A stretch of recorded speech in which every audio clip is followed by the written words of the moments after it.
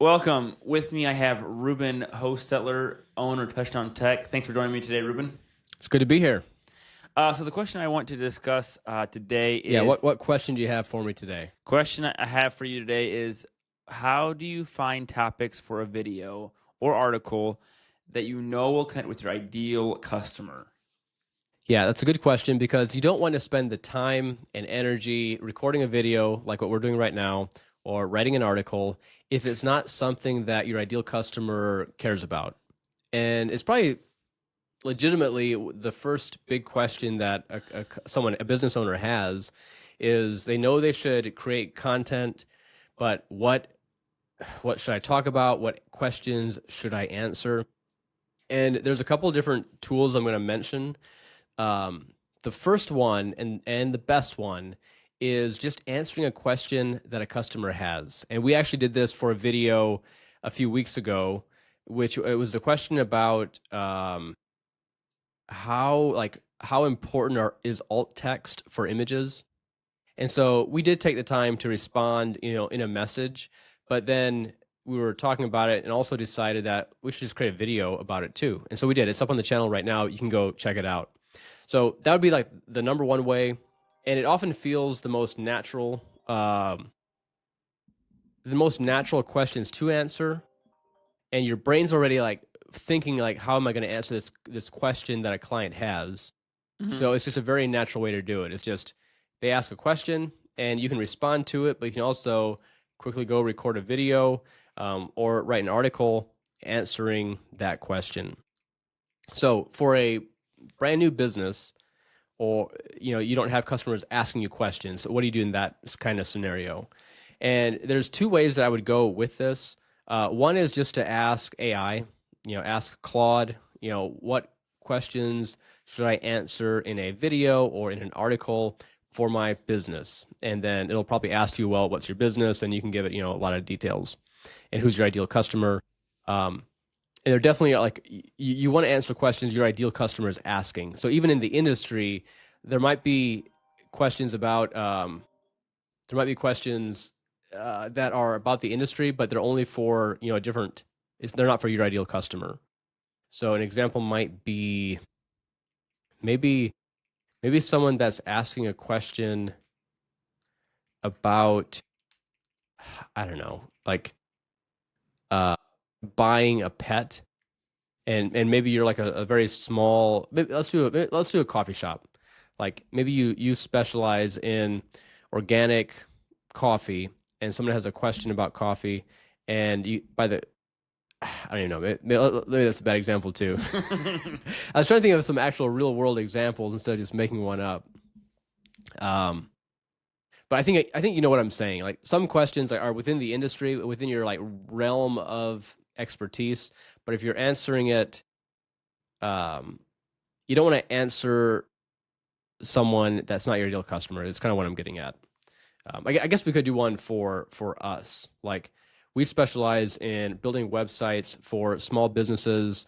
Ideally, even that's very broad. Ideally, a owner operator business is really what we're going after, because that's kind of the team we are, a very small team, and we do the whole website. We do the marketing for it. We do the ads for it. Whereas some marketing agencies are huge and they have like they have teams that handle different elements like the development, a different team for design, and then within that team they have multiple people that might even specialize in certain languages or in specific design for home pages versus something that would go on like a poster or print.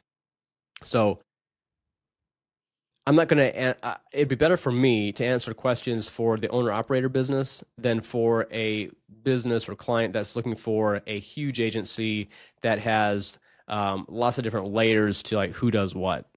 Mm-hmm. Does that make, I don't know, does that make sense? Yeah, yes.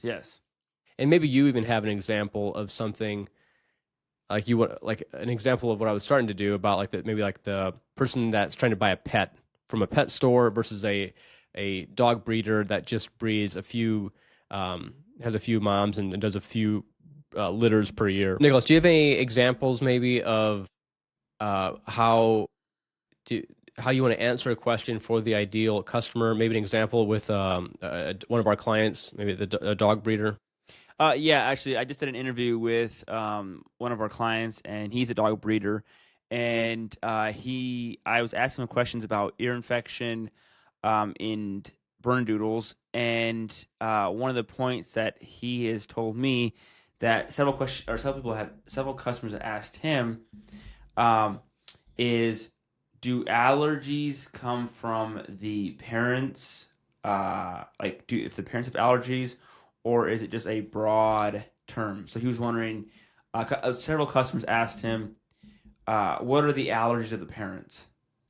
Yeah. And he was saying that this is actually not that has nothing to do with the allergies of this puppy. Like So it's not genetically passed down. Correct. It's not. It's a And misconception. and that would be like his ideal customer is obviously someone who is one, sensitive to allergies, and does care about the quality of the puppy. Like they're not just trying to find just a puppy like where it doesn't matter to them. Correct. How it's been taken care of, or its genealogy and all that stuff. Okay, very good. Okay, did you have any questions for me as far as the main question about how do you decide? Actually, there's one other step too that I didn't get to yet. Okay, go for it. We took a pause in the video, so our thoughts might be a little bit jumbled. But I talked about answering, customers' questions, right? And then I said that there are two other ways to do it too. I did mention this: asking AI, and give it the details about your ideal customer. And then the other one is there's a tool called there's different ones, but Ahrefs, and it does a lot of different stuff. But one of the things that it does is it gives you data for what people are searching for on Google primarily, and so you can go in there and you can type in, you can tell it, you can basically find out what questions are people searching on Google, and it'll tell you kind of like how many searches there are, what's ranking for those searches, and kind of it'll also give you a metric how difficult it is to rank for those searches too. So and how do you, I guess I'll give you one more tip. So there's the what, and then how to do it. Go and give it the main topic that you're interested in. So for the example, maybe you have a dog breeder. You would put in the specific breed that you're an expert about, or that you want to write articles about or answer questions about with video. So maybe it's German Shepherd, and you could even get more specific where it's maybe American German Shepherd. It depends. So you play around with this a little bit, but pick your topic, or your topic's not a good word for it. Your cornerstone or pillar or head keyword. Head keyword is typically like the narrowed down, like the main meat of your keyword. Usually it's 1 to maybe 3 words. Often it's 2 words. So in this case, it might be German Shepherd or American German Shepherd. And then you want to, in Ahrefs and in other tools out there too that are similar, you can include like sibling keywords to include with that main part. So it has to include this main part, and then it can also include this other list. So in the list, you want to include words that indicate a question. So who, what, when, where, how. And then maybe even do like like price, best, rated, top, etc. Internally here, we've got a guide that has a list of all those phrases, and we can just like copy and paste it into Ahrefs, and it'll just spit out a list of 50 or 500 searches that people are making that you can then choose from and be like, let's write an article, or let's answer that question either in a video or in written article. So there's a gold nugget there. That's a big part that you're going to get a lot of generic questions if you just ask AI. And if you go to Ahrefs and you just go and type in your head part, like the product or the service that you're wanting to answer questions about, you're going to get tens of thousands of possible searches that people are making. So this is a real good tip to really narrow it down so you can get good questions people are asking. And when you're going to pick the questions to ask out of that list, if you're a small website that isn't very established, where you're not getting a ton of traffic, start with some of the lowest, the lowest traffic and least competitive keywords / topics to go after, because those are going to give you the best chance at ranking. And you want to rank, it's better to rank for a few keywords than to not rank at all. Sorry, it's better to rank for a keyword that gets a number of searches than it is to not rank for a search query that gets 1,000 times as many searches. Because you need to rank in order to get traffic, in order to get customers. So start small, baby steps, and that thing will start rolling until you're and at some point, sooner than you think, you will start getting hundreds and then thousands and then eventually tens of thousands of visitors and traffic to your website. Very good. Very good. Yeah. I'm not sure how long this video is because we're kind of splicing it, but one more thing that I wanted to ask is how would you let's say someone wants to do videos for their website, but it's hard for them to get in front of a camera. It makes them nervous. They're not good at presenting themselves. They're not good at like talking in front of a camera. How do you start? How do you even start? Where do you start?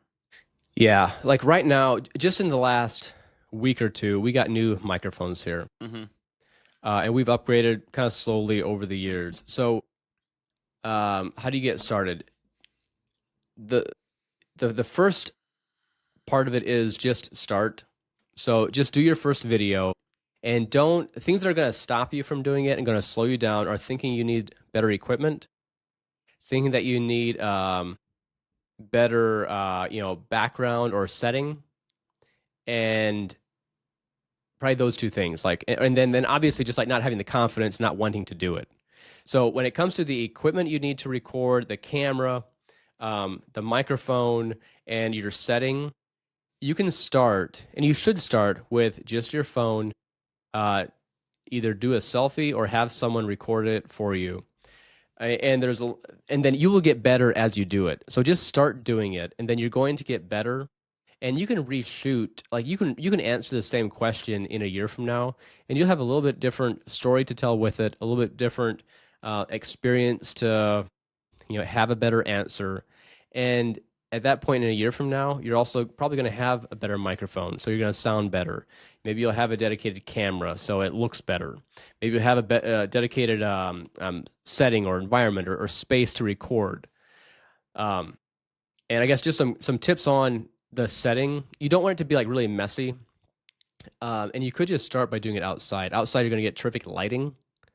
And the only thing you can be concerned about is maybe like wind or sound from the outside, being too loud where you can't hear the audio. So that's one thing to watch out for if you are recording outside.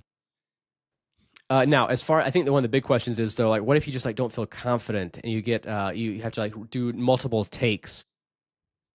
That's a good. I mean, you're probably gonna even if you're naturally good on camera, or it's easy for you to talk, you're still probably going to stutter and think you're saying too many ums, and you're going to want to start over a lot at the beginning.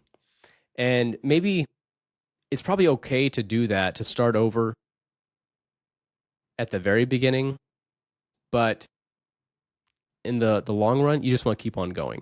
Because I recorded a podcast for, I don't know, probably 15 years now.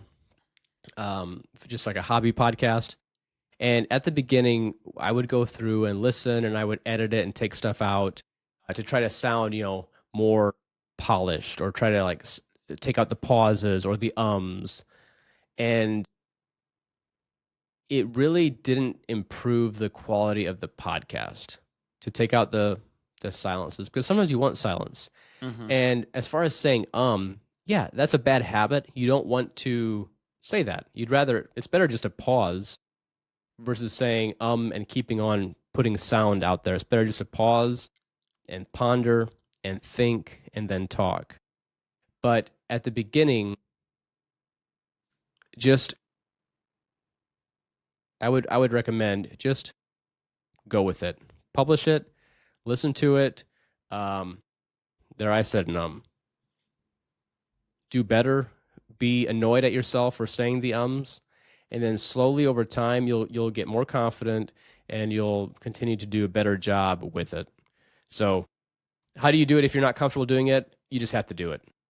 And don't let lack of equipment or what you think is a terrible setting stop you. Like, improve the setting. We actually before we record, we actually do clean up a little bit of the junk that's behind us. And that's part of it too. So I would just say go with it, start, get some feedback.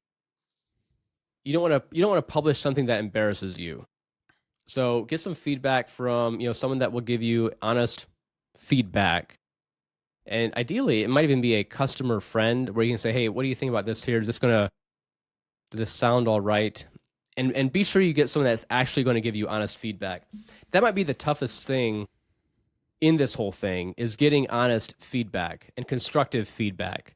You don't want someone to just say, "Oh yeah, it sounds great, sounds good," and it really ends up making you look less than the professional that you are, or makes your product or your service look like it's low quality. You don't want to do that. And for the most part, that's harder to do than what you might think. Like, I'm trying to think of an example where it would make an example that would make your product or service look low quality is if, let's say you do like repair, like you're a mechanic and you do repair work on vehicles. And if you're recording in a setting where there's a bunch of just maybe junky vehicles behind you that maybe you haven't fixed or worked on yet, and if that's the kind of, and obviously that might be a good example, like you might want to show that, like, this is what it looked like before, this is what it looks like when I'm done with them. That obviously is a good thing. But if your work environment looks maybe dingy or looks chaotic, that would tend to make people think that you're not going to output high quality work. Mm-hmm. Mm-hmm. Yeah, I mean, you can walk into a place and know if instantly get a feeling if it's a place you should be at, or if you're not really, the vibe is not you. Depends how the lighting is, and yeah. Yeah. So yeah, very good. I think the only questions I have so far. So yeah, thank you for joining us, Ruben, and yeah, we'll catch you guys later.